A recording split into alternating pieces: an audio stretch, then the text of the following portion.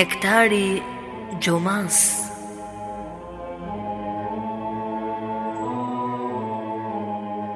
Prezanton Fondacioni Kur'anit.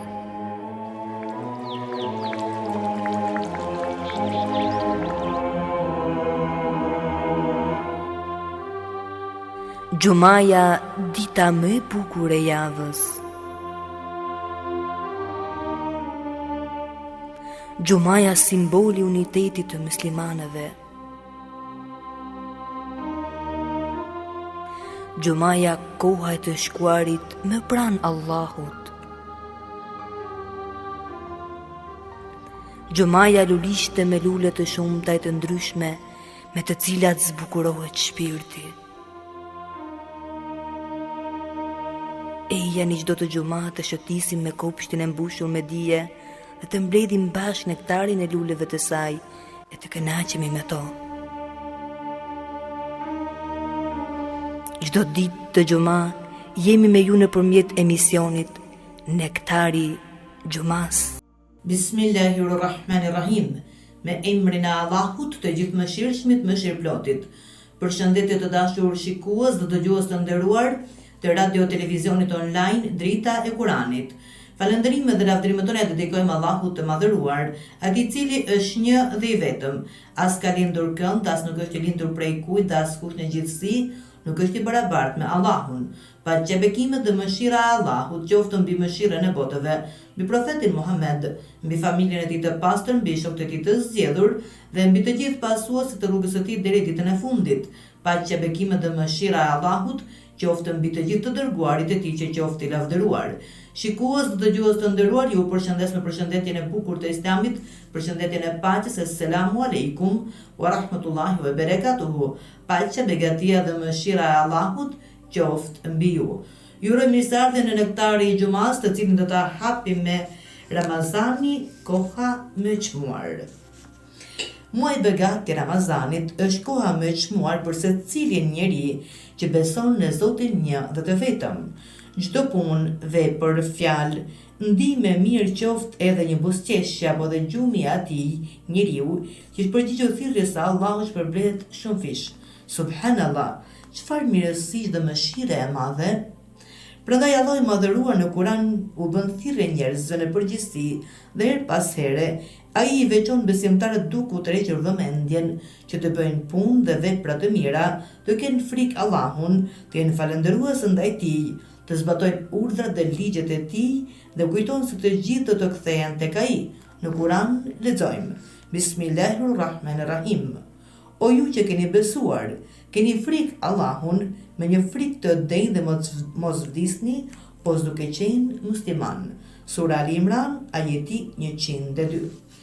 Mëshira dhe urtësia e Allahut të madhëruar ka caktuar që disa kohë të veçohen me shumë fishimin e shpërblimit të veprave të mira për t'ia mundësuar njeriut në përgjithësi dhe besimtarit në veçanti furnizimin me më shumë të mira, me më shumë përgatitje për udhëtimin e pashmangshëm të quajtur vdekje dhe për t'ia përkujtuar mirësitë që i ka dhënë Allahu i madhëruar. Për këtyre kohëve më e çmuara është koha dhe stina apo stina e Ramazanit, pra muajin të cilin obligohet agjerimi, muajin të cilin ka zbritur Kurani. Besimtari patjetër duhet të kushtojë vëmendje të veçantë këtyre kohëve, duke ndjerë në shpirt madhështinë e tyre dhe në praktik gjallërinë për shumëfishimin e veprave të mira. Mendoni pak, Ramazani në ditë e net është i bekuar, vepra shpërblehen shumë fish në të është nata e 4 që është më mirë se 1000 muaj, dhe në këtë muaj hapen dyert e xhenetit, të mbyllen dyert e xhenemit. Allahu liron njerëz besimtarë nga zerri i xhenemit çdo natë. Duaja e agjeruesit nuk refuzohet, agjerimi dhe falja me besim të sinqert gjatë muajit Ramazanit shtyjnë mëkatet e mëparshme. Nata e 4 shtyjnë mëkatet e mëparshme dhe ato të mëvonshme. Shpërblimi për agjerimin është i pakufishëm, agjerimi është mbrojtur nga zjarri e tjerë. Vërtet çfarë mirësish e begatish të mëdha që na ka ofruar Allahu madhëruar këtë muaj të begat. Pra, a ka mirësi më të mëdha se këto që janë dhënë njeriut? O Zot, na mundëso dhe na lehtëso që ta agjerojmë deri në fund të muajit të begat të Ramazanit. Amin.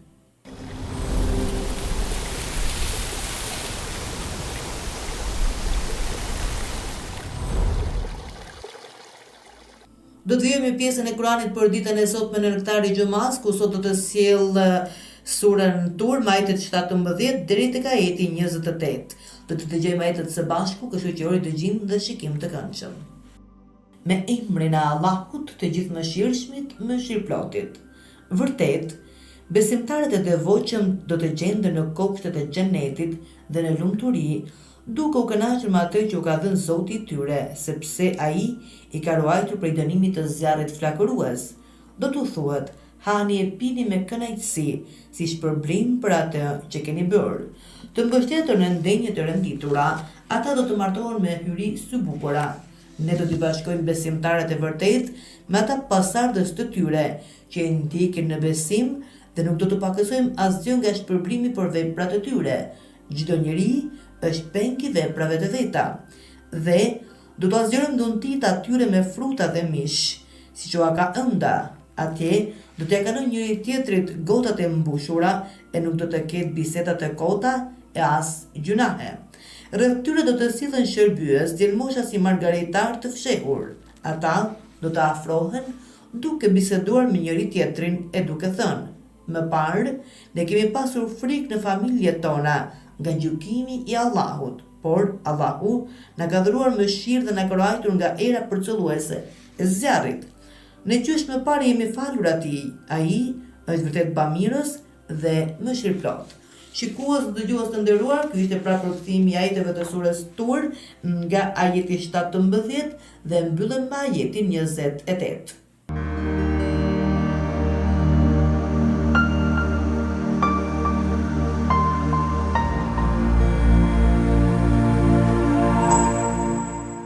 Do të kalojmë tashmë tek tema e programit tonë dhe sot do të flasim rreth temës muaji i Ramazanit është një thesar i pashterur. Me ardhin e muajit të begat të Ramazanit, në zemrat e besimtarëve shtohet dashuria për Allahun dhe bindja ndaj tij, sepse Ramazani është pranvera e zemrave, ringjallësi i shpirtrave, prurisi i mirësive dhe mjetja e afrimit tek Allahu i Madhëruar. Muaji i Ramazanit është shkolla në të cilën edukohen zemrat tona për të kuptuar të vërtetat dhe për të përvetësuar njohuritë. Ai është utërsia e shërimit të problemeve.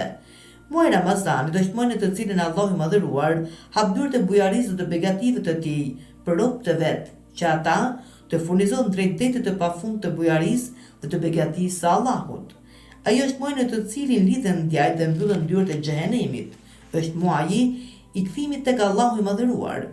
Është muaji i pendimit dhe i faljes. Prandaj, është detyrë e besimtarëve kudo që ndodhen të furnizohen me të mirat të këtij muaji të begat. Muaji i Ramazanit është stacioni shpirtëror dhe thesar i pashterur. Është muaji i veprave dhe aktiviteteve kulturore dhe njerëzore. Muaji i Ramazanit është shkollë e madhe për njeriu. Me qëllim që ky muaj të mos na ikë pa përjetuar dhe përfituar prej tij, duhet ta shfrytëzojmë me sa të mundemi me të gjitha fuqitë tona që të furnizohemi me mirësi dhe veçanërisht me ushqimin dhe veshjen më të mirë që është devotshmëria. Me ardhin e këtij muaji kanë ardhur edhe mirësitë të mëdha, begatitë të mëdha për njerëzimin. Sa fatum jemi ne që këtë vit u bëm pjesë këtij muaji madhështor, sepse Allahu i Madhëruar ka caktuar për robët e tij stacione për furnizimin dhe pajisjen me njohje dhe besim. Këto stacione shpirtërore ndikojnë së tepërmi në heqjen e pengesave dhe të perdeve ndarëse mes robit dhe krijuesit të Madhëruar. Dhe muaji i Ramazanit është njëri prej atyre stacioneve të Allahut të Madhëruar, ku vetë Allahu ka ftuar që të përfitohet në të dhe ky fitim është falas. Kjo është mirësi dhe mëshira e Allahut për robët e vet, me gjithë zemërkurtësinë, mosbindjen dhe largimin e tyre prej burimit absolut të mirësive e të bujarisë së Allahut. Nëse në këtë muaj krijuesi ka shtruar sofrën e mikpritjes për ne, atëherë çfarë duhet bëjmë ne? Le të nxitojmë drejt saj, sepse ky është muaji i pendimit të pakkthyeshëm në gjunahe. Në këtë muaj të begat jemi të ftuar në mikpritjen e Allahut të Madhëruar. Në këtë muaj punë shpërblen më shumë se në muajt të tjerë, veçanërisht leximi i Kuranit. Kushdo që lexon një sure apo edhe një ajet të vetëm është njësoj sikur ta ketë lexuar tërë Kuranin. Kush rrit gjatë në ruku dhe në sejdë në këtë muaj, Allahu do t'i largojë të këqijat që ka bërë. Kush fal sa më shumë namaz, do të ngrihet në shkallë të lartë, sepse namazi është miraçi i besimtarit. Mikpritja e Allahut ka dimensione të ndryshme. Vërtet, Allahu është më mëshirshëm dhe mëshirues. Ai ka emrat më të bukur dhe sofra e tij nuk është e kufizuar me një lloj të vetëm të mirësive të tij, por përmban të gjitha mirësitë duke filluar që nga ato materiale e deri tek ato shpirtërore. Duhet të dimë se kur hyn muaji begat i Ramazanit, mirësitë e Allahut zbresin si shiu për njerëzit. Në muajin e Ramazanit, krahas adhurimit të agjërimit, duhet të angazhohemi edhe me veprimtari të tjera si të interesojmë për çështjet e besimit me qëllim që të përhapim atë në mesin e shoqërisë sonë. S'ka dyshim se përhapja e bazave të besimit në shoqëri bën që dukuritë negative të zhduken. Kjo arrihet kur njerëzit kthehen te krijuesi i tyre. Pra, ata të cilët kthehen te krijuesi i tyre ka dhuruar jetë dhe ka caktuar kufit se si të jetojnë në këtë jetë dhe na ka caktuar se kush është e mira dhe kush është e keqja. Për të arritur këtë qëllim, duhen përdorur të gjitha mundësitë që ofron përcjellja e mesazheve të Islamit për mbar njerëzinë. Pra, është detyrë dietarëve që shoqërinë tonë ta shpëtojnë prej kthetrave të mërzitjes dhe sëmundjeve të ndryshme shpirtërore që janë të përhapura në shoqëri, të mbjellin besimin e pastër në zemrat dhe shpirtat të rinjve dhe të rejeve dhe të mbjellin faren e urrejtjes së armiqësisë. Një pikë tjetër shumë e rëndësishme në këtë muaj është pikërisht domosdoshmëria e heqjes së pengesave dhe e perdeve mes njerëzve dhe Kuranit Kerim. Është një fatkeqësi e madhe në këtë ditë ku Kurani famëlar është kufizuar tek njerëzit vetëm në raste ceremonish apo edhe përkujtimorësh dhe ndoshta kanë harruar që Kurani është libri i jetës, i cili përmban dhe sqaron çdo gjë. Është detyrë muslimanëve të kthehen tek Kurani dhe ta studiojnë atë, të logjikojnë rreth ajeteve të tij dhe të mos e mbajnë varur nëpër muret e shtëpisë apo para xhamave të makinave për ta varur në zemrat dhe mendjet e tyre, në shpirtat e tyre, sepse Kurani është dritë, shërim, mëshirë dhe udhëzues në atë që është më e mira dhe më e përkryer. Çdo fjalë dhe çdo ajet i Kuranit ka për qëllim lumturinë, sigurinë dhe shpëtimin e besimtarëve. Domosdoshmëria e forcimit të marrëdhënieve shoqërore në këtë muaj është një tjetër pikë shumë e rëndësishme për ne. Kjo bëhet nëpërmjet vizitave dhe ftesave në iftare apo ceremoni të ndryshme fetare. Kjo bën të mundur që të zhduken mendimet e keqia dhe paragjykimet që mund të kenë njerëzit ndaj disa të tjerëve. Gjithashtu, nëpërmjet vizitave dhe tubimeve, njerëzit njihen më mirë me gjendjet e tyre dhe përpiqen që brenda mundësive të kontribuojnë në zgjidhjen e problemeve që janë dhe kanë nevojë. Edukimi vetvetes me edukatën dhe moralin e Islamit është një pikë tjetër tepër e rëndësishme, pasi duke menduar thellë rreth këtij adhurimi dhe përdobitë shumëta morale dhe edukative që përmban muaji i Ramazanit, është detyrë që ta shfrytëzojmë këtë kohë dhe të furnizohemi me ushqimin më të mirë dhe me veshjen më të bukur, që është devotshmëria. Nëse do të arrijmë këtë gjë, do të thotë se kemi zbatuar thënien e Allahut të Madhëruar, i cili në Kuranin Fisnik në surën Bekare, ajeti 186, na thotë se boshti kryesor i Ramazanit dhe agjërimit është devotshmëria. Dhe për këtë pjesë, pra për këtë pikë të rëndësishme do të flasim në pjesën e dytë të temës sonë. Kalojmë tek një tjetër pikë e rëndësishme, e cila është të shtojmë sa më shumë njohjen dhe dashurinë për profetin tonë të dashur, Muhamedin, paqja dhe bekimet e Allahut qofshin mbi të dhe mbi familjen e tij, për familjen e tij të pastër dhe të nderuar, për të gjithë ata që sakrifikuan për përhapjen e fesë islame dhe të fjalës së Allahut, Kuranin e shenjtë. Kjo arrihet duke lexuar shkrimet e tyre, të cilat janë të mbushura me mësime të çmuara për çdo brez. Dhe së fundmi, të njihemi me mirësinë e Kuranit sepse muaji i Ramazanit është muaji i zbritjes së Kuranit Kerim. Ai është pranvera e tij. Padyshim që Kurani është një mirësi e madhe e Allahut të Madhëruar për njerëzit. Kurani është pastrues dhe shërues i zemrave. Kurani është mesazhi i Allahut për ne. Ai është ditari i fortë dhe na urdhëron që të kapemi pas tij dhe të mos përçahemi. Pra Allahu në surën Ali Imran ajeti 103 thotë: "Kapuni të gjithë pas ditarit të Allahut dhe mos u përçani." Shikues dhe dëgjues të nderuar, do të ndajmë për pak çaste së bashku për të kaluar tek pjesa e dytë e temës tonë, ku do të flasim sërish për rreth muajit të begatë të Ramazanit, por do të ndajmë tek pika rreth devotshmërisë. Qëndroni me ne në Nektari i Xumas.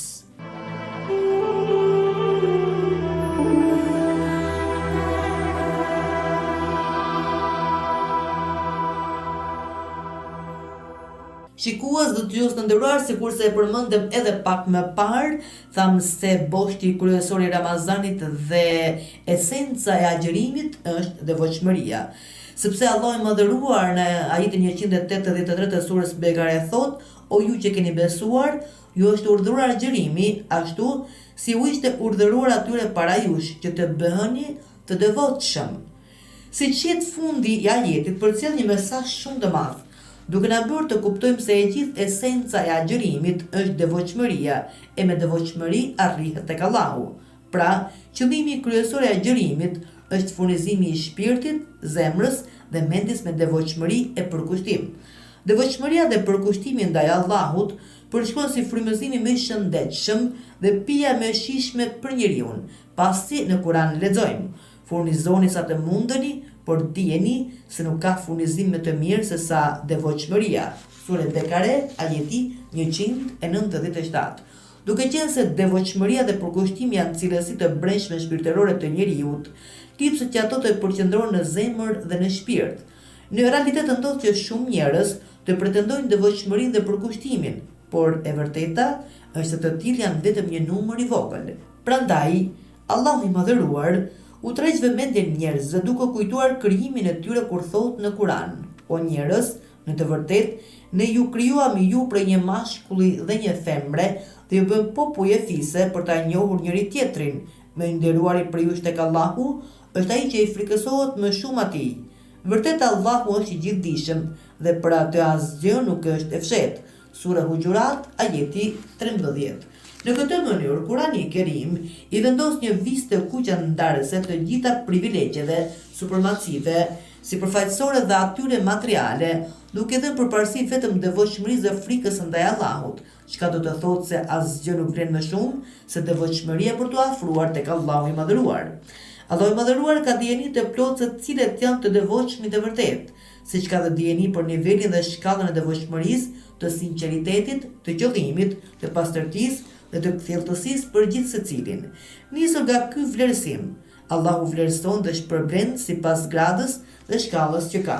Nuk ka dyshim se është në natyrën e çdo njeriu të kërkojë të ndihet i vlerësuar dhe të krenohet, por kjo nuk duhet bërë duke u krenuar me arritjen apo suksesin e të tjerëve, siç ishte në kohën e paditurisë, pra kohën para Islamit, ignorancës, ku interesimi për fisin dhe krenarinë e përkatësisë tek ata ka qenë ndër çështjet më të përhapura.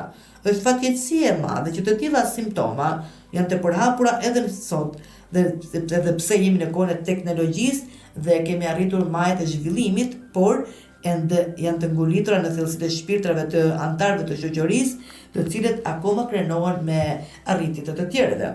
Për këtë arsye, Islami ka injoruar të gjitha këto çështje të kota, duke vënë atyre një herë për gjithmonë damkën e pavlefshmërisë. Islami e mat vlerën reale të njeriu nëpërmjet cilësive të ndërgjegjës, veçanërisht devotshmërisë, pastërtisë së zemrës dhe përkushtimit fetar.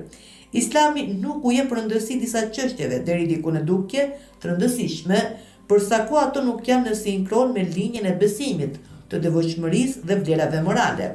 Është për të shënuar fakti se Islami e vendos theksin në sferën e vlerave shpirtërore, gati më shumë se sa interesimi për vlerat të tjera.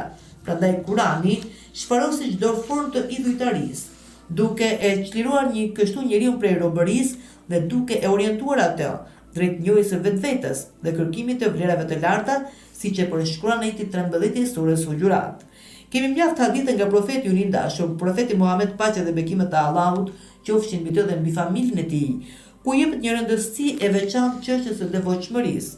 Në hutbën e lavdëmirës, profeti i nderuar ka porositur duke thënë: "O ju njerëz, vërtet Zoti juaj është një, po edhe babai juaj është një, Ademi. Nuk ka përparësi arabi ndaj jo arabit, jo arabi ndaj arabit, e as i kuqi ndaj të ziut, e as i ziut ndaj të kuqit, përpos në devotshmëri." Gjithashtu profeti ka thënë se Allahu nuk shep prejardhjen, as racat, as trupat tuaj, dhe as pasurinë tuaj, por ai sheh zemrat tuaja. Prandaj Allahu do të përkujdeset për atë që e ka zemrën të pastër. Ju jeni të gjithë bijtë e Ademit dhe më të dashurit e Allahu ndër ju janë më të devotshmit prej jush. Në të vërtetë, devotshmëria, ndjenja e brendshme e përgjegjësisë, Përballja me epshet dhe kapja pas së vërtetës, sinqeritetit, pastërtisë, drejtësisë, janë të vetmet vlera njerëzore, reale, edhe pse sot për fat të keq, këto vlera janë harruar dhe janë rënë pasdore nga shoqëria bashkëkohore. Vendin e këtyre vlerave kanë zënë gënjeshtra dhe mashtrimet, vrasjet, intrigat dhe gjithçka që shëmton njeriu si krijesë më të përsosur të Zotit. Devotshmëria ka qenë një prej themeleve kryesore të thirrjes së profetëve të Allahut të Madhëruar. Kurani ka konsideruar devotshmërinë dritë, mirësi dhe lidh atë me drejtësinë. Allahu i Madhëruar thotë: "Bëni të drejtë se kjo është më afër devotshmërisë dhe frikësojuni Allahut." Sura Maide, ajeti 8. Për ta përmbledhur temën, themi se devotshmëria është fryti i pemës së besimit, ndaj për ta pasur këtë fryt të veçantë të rrallët e shtrenjtë, lipset që bazat e besimit janë të forta dhe të qëndrueshme, dhe i gjithë qëllimi i agjërimit të muajit të begatë të Ramazanit është devotshmëria dhe shtimi i këtij thesari të madh shpirtëror të njeriu. Pra, ky është mesazhi i muajit të Ramazanit, pikërisht devotshmëria. Shikues dhe dëgjues të nderuar, kishte tema për ditën e sotme në Nektari i Xumas. Falenderojmë pafund Allahun Madhëruar për mundësinë që na krijoi dhe na bëri që të sillim këtë temë kaq të bukur për të gjithë ne, ku të mësojmë dhe të përgatitemi dhe për të ditë të mbetura të muajit të begatë të Ramazanit, të bëjmë sa më të begata dhe inshallah përfitojmë të arrijmë në fund me devotshmëri, sikur se thotë edhe Zoti i Madhëruar në Kur'an. Falenderoj të gjithë bashkëpunëtorët tanë, Zoti ju shpërbleft me mirësi. Falenderoj të gjithë ju, Zoti ju shpërbleft me mirësi. Në këtë ditë të bukur të xumës, lutem Allahun Madhëruar të na pranon lutjet tona, adhurimet tona, dhikret tona, namazet tona, sadekat tona, agjërimin ton, pasi çdo gjë në këtë muaj të begat ka tjetër vlerë, ka tjetër lloj peshe si për adhuruesin, dhe ashtu dhe për atë i cili do të japi shpërblim. Pra Allahu Madhëruar ka vlerësuar jashtëzakonisht shumë punën dhe veprën që bëhet në muajin e begatë të Ramazanit, sa i ka thënë agjërimi është për mua dhe unë shpërblej për të. Duke u lënë në shoqërinë ai i cili fton për namazin e xumës, unë do t'ju përshëndes me përshëndetjen e bukur të Islamit, përshëndetjen e paqes. Assalamu alaikum wa rahmatullahi wa barakatuhu. Paqja, begatia dhe mëshira e Allahut qoftë mbi ju.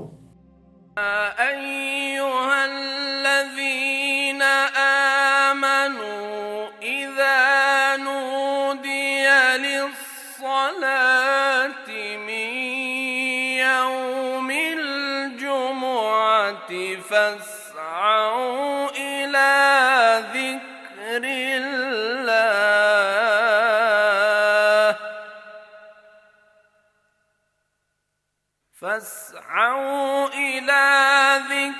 الله وذروا البيع ذلكم خير لكم إن كنتم تعلمون.